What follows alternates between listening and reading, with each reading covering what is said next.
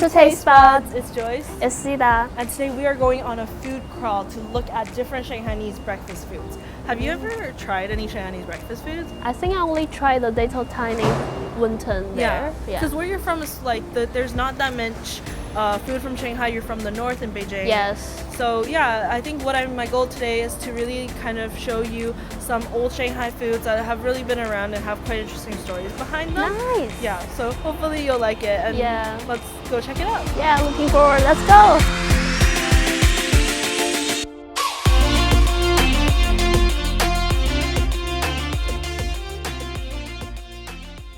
So, Sida, this one's for you. Thanks. I got this for us this morning to start off our crawl. What do you know about this? It's fried dough, and it's very common, like breakfast food for Chinese people.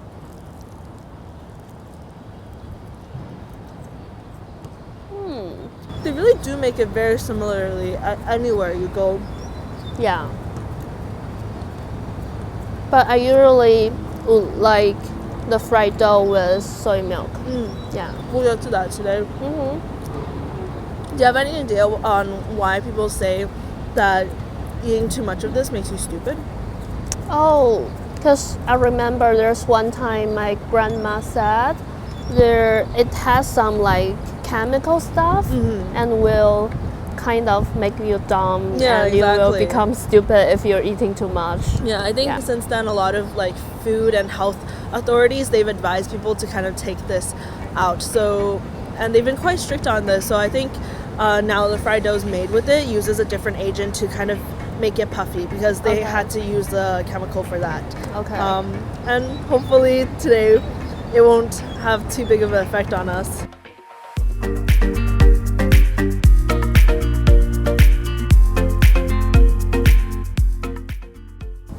So what are we having now? This is the salty soy milk from Shanghai. Are you excited? Oh, it is? Because I thought it's gonna be a drink, like just a drink in a salty way, right? I see what you mean.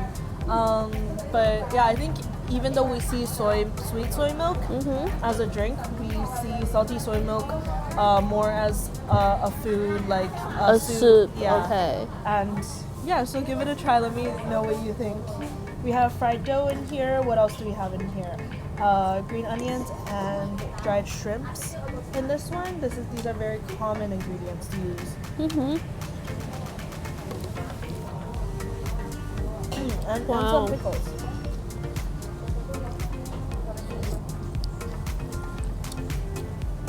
What do you think? To be honest, you can't really taste the salt, like the taste of soy milk. Yeah, I agree. And it's really overpowering. It's a little bit thick compared to the like sweet version. Yeah, so that's actually something really special about it.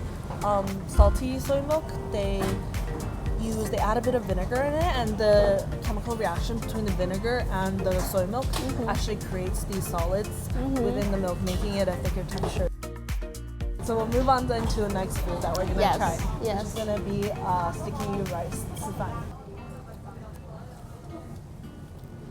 I think it's too sweet for me. So is people having those only for breakfast, or it's also for their afternoon tea or snacks?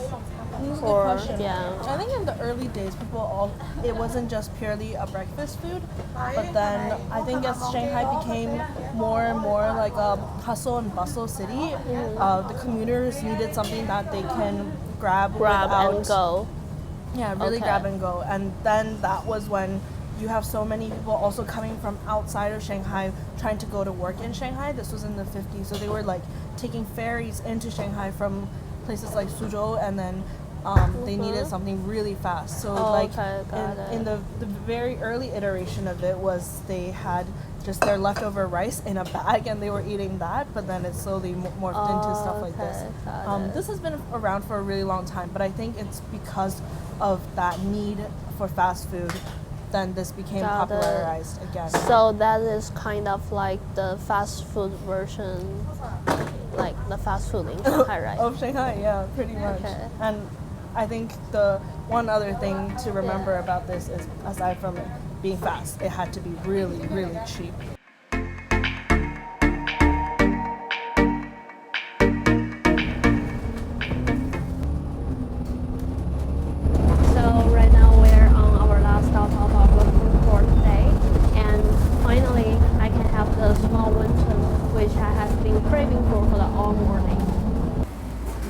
I finally have my small wonton today.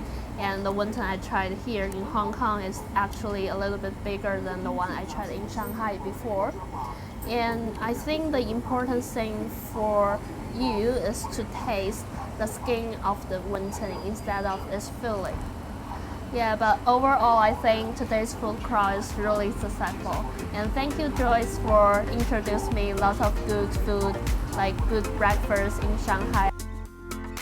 Thank you so much for watching this episode. We hope you learned more about Shanghainese food. Make sure you follow Taste Buds on social media, and we'll see you next week. See ya!